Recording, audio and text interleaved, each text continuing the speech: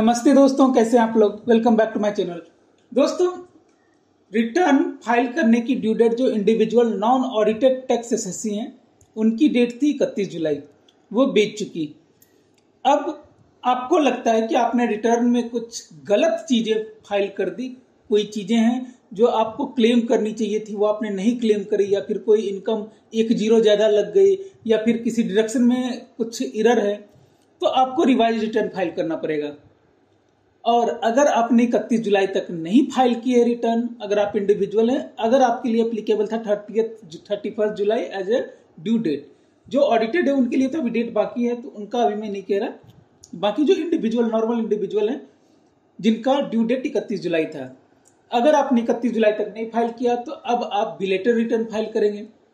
Belated return file करेंगे 234F की penalty लगेगी, 1000 रुपए, जो अप टू 5 लाख अगर इनकम है, जो स्लैब है उस हिसाब से आपको पेनल्टी लगेगी।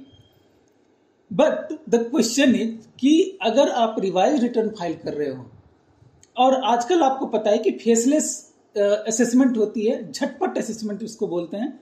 उसमें क्या होता है कि एवरी 2 डेज में आपका, या तो सेम डे 2 डेज में 1 वीक के अंदर अंदर आपकी रिटर्न प्रोसेस हो जाती है।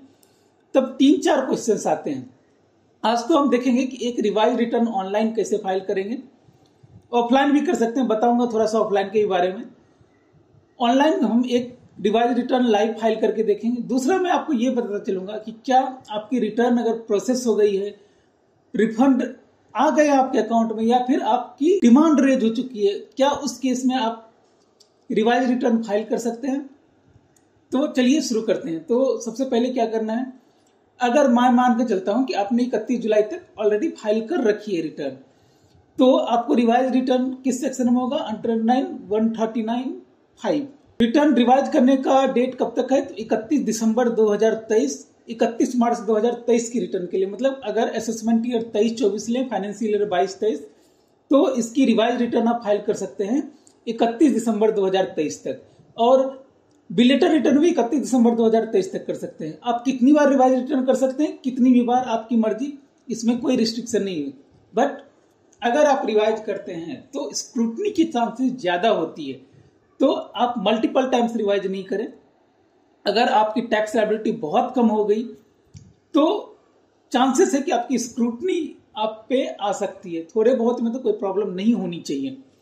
इसके बाद दोस्तों, क्या मेरा रिफंड आ चुका है फिर भी मैं रिवाइज कर सकता हूं? बिल्कुल कर सकते हैं। ड्यू डेट तक में आप कुछ भी कर सकते हैं। अगर आपका रिटर्न प्रोसेस हो चुका है तो भी आप कर सकते हैं।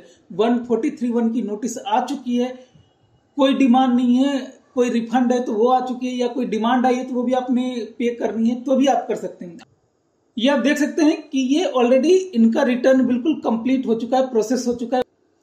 आप देख पा रहे होंगे यहाँ इंटीमेशन ऑर्डर इनके आ चुके हैं। स्टिल मुझे इसमें रिटर्न फाइल करनी है, रिवाइज करनी है, क्योंकि कुछ चीजें, कुछ इनकम या कुछ लॉसेस मैंने बुक नहीं करी थी, वो मैं कर सकता हूं। मैंने अभी आपको बताया था कि अगर आपका डिमांड आया है तो आपको क्या करना होगा, पेंडिंग एक्शन में यहाँ पे रिस्पॉन्स टू आउटस्टैंडिंग डिमांड में जाके आपको वो बताना होगा कि मैं इस डिमांड से अग्री नहीं करता, क्योंकि उसकी रीजन आपको डालनी पड़ेगी कि मैं एक रेक्टिफिकेशन या फिर रिवाइज रिटर्न मैंने फाइल करा है, या जो भी उसमें डिटेल आपको आएगी वो डिटेल आपको सेलेक्ट करनी पड़ेगी। इस पे मैं एक सेपरेट वीडियो बनाऊंगा। तो रिवाइज रिटर्न करने का सबसे अच्छा तरीका, बस यहाँ पे फाइल रिवाइज रिटर्न है, यहाँ पे क्लिक कर दीजिए। असेसमेंट ईयर आएगी, असेसमेंट ईयर सिलेक्ट कर लीजिए। ऑनलाइन कंटिन्यू, जैसे नॉर्मल रिटर्न फाइल करते हैं उसी तरीके से। मैंने एक ऑलरेडी सेव करके रखा है फॉर टाइम सेव करने के लिए। रिज्यूम फाइलिंग पे मैंने क्लिक किया। आपको पता ही है कैसे सब फिल होती है। मैं बस आपको वो चीजें बताने वाला हूं जो आपको रिवाइज रिटर्न के लिए काम आएगी। जैसे यहाँ पर्सनल डिटेल में जब नीचे आएंगे, आप स्क्रॉल डाउन करेंगे तो यहाँ फाइल अंडर सेक्शन 139(5) यहाँ पे आपको क्लिक करना पड़ेगा, और यहाँ पे पुरानी एक्नॉलेजमेंट नंबर और कब मैंने फाइल किया था वो डालनी पड़ेगी। अगर बिलेटेड है तो यहाँ पे इस तरीके से हम कर सकते हैं। अगर आपको कॉन्फर्मेशन ऑफ डिले मिल चुका है तो ये वाली सेक्शन है। मुझे अभी रिवाइज रिटर्न से मतलब, तो मैंने इस पे टिक करके ये कर दिया। अब एक जरूरी बात, बहुत क्वेश्चन आती है और इस पे बहुत सारा कंफ्यूजन है कि क्या हम ओल्ड टैक्स रिजीम में, मैंने ओरिजिनल रिटर्न फाइल किया था, तो रिवाइज रिटर्न करते समय क्या न्यू टैक्स रिजीम में ऑप्ट कर सकता हूं, या वाइस वर्सा। तो इस केस पे कोई भी क्लैरिटी नहीं है अभी तक इनकम टैक्स की तरफ से। बट जब अगर मान लेते हैं कि आप सैलरी इंडिविजुअल है, तो देखिए दो चीजें हैं। रिवाइज रिटर्न का सोल क्या था कि अगर आपके इनकम या एक्सपेंस में कुछ गलती है, कुछ गलती हो गई है, तो आप रिवाइज रिटर्न फाइल करेंगे। उसने ये नहीं किया कि टैक्स रिजीम आपका चेंज होगा तो भी आप रिवाइज रिटर्न फाइल करेंगे। तो सबसे पहली बात है कि सिर्फ टैक्स रिजीम चेंज करने के लिए आप रिवाइज रिटर्न फाइल नहीं करनी चाहिए। कोई इस पर क्लैरिटी नहीं है, बट मेरे हिसाब से ये होना चाहिए। दूसरा कि क्या मान लेते हैं कि मैंने ओल्ड टैक्स रिजीम में फाइल किया था, क्या मैं न्यू टैक्स रिजीम में फाइल कर सकता हूं? तो अगर आप सैलरीड एम्प्लॉय हैं तो आपके पास ऑप्शन होता है कि कभी भी आप new tax regime old tax regime में शिफ्ट कर सकते हैं। तो यहां पे ये मैं यस नो कर सकता हूं। ये चीजें आप समझ लीजिए। सैलरीड इंडिविजुअल है तो ये काम कर सकते हैं, लेकिन बिजनेसमैन है, बिजनेसमैन को एक ही बार दिया जाता है ये ऑप्शन कि आप ओल्ड टैक्स रिजीम फाइल करेंगे या न्यू टैक्स रिजीम। तो उनके लिए ये प्रॉब्लम हो जाएगी। हालांकि वो भी कर सकते हैं अगर उनको ये ऑप्शन आए तो, बट ये असेसिंग ऑफिसर पे होगा कि वो उनका जो न्यू टैक्स रिजीम है, ओल्ड टैक्स रिजीम जो उन्होंने सेलेक्ट किया है, जो चेंज किया है, उसको वो वैलिड माने या नहीं माने।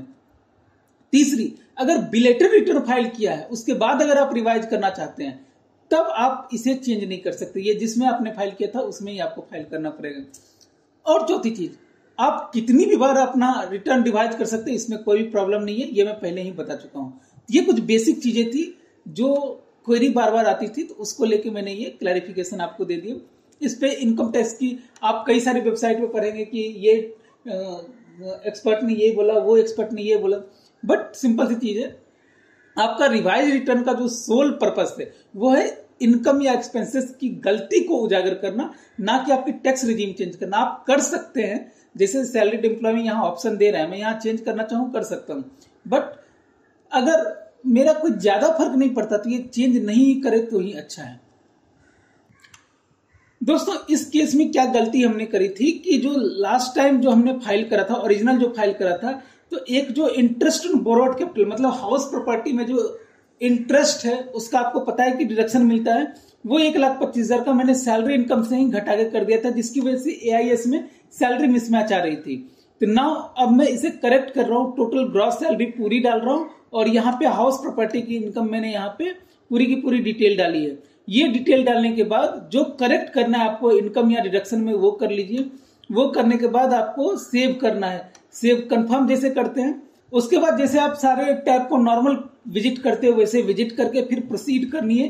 प्रोसीड करने के बाद आपको जो नॉर्मल प्रोसीजर है उस तरीके से जैसे फाइल करते हैं, आधार से वेरीफाई करते हैं, वही वेरीफाई करनी है और इस तरीके से आपका रिवाइज रिटर्न फाइल हो जाएगा।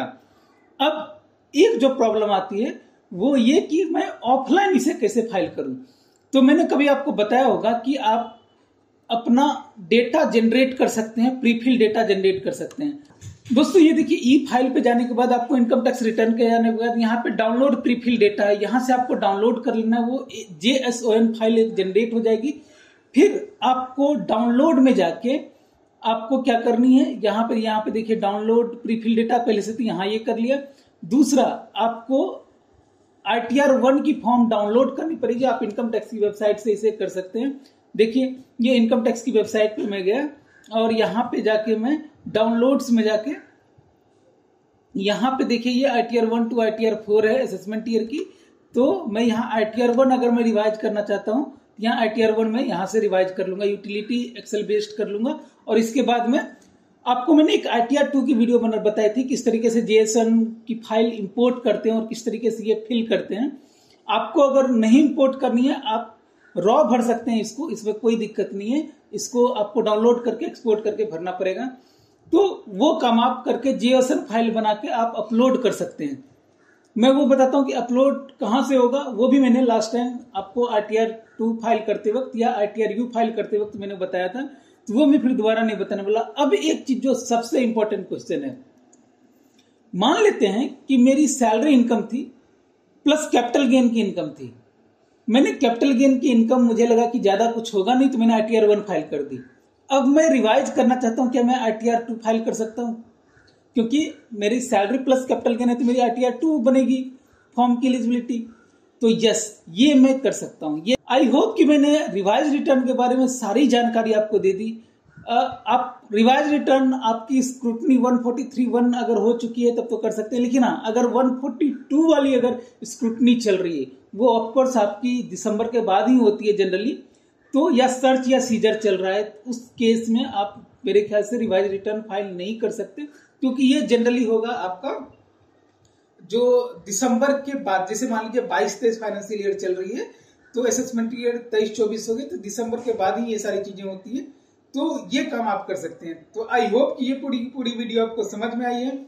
मैंने सारे पॉइंट कवर करने की कोशिश करी है। अगर कुछ छूट जाए पॉइंट, कुछ आपको पूछना है तो आप कमेंट सेक्शन में पूछ सकते हैं। मिलते हैं फिर से आपसे एक नए वीडियो के साथ, तब तक के लिए मेरी तीसरा साइनिंग ऑफ।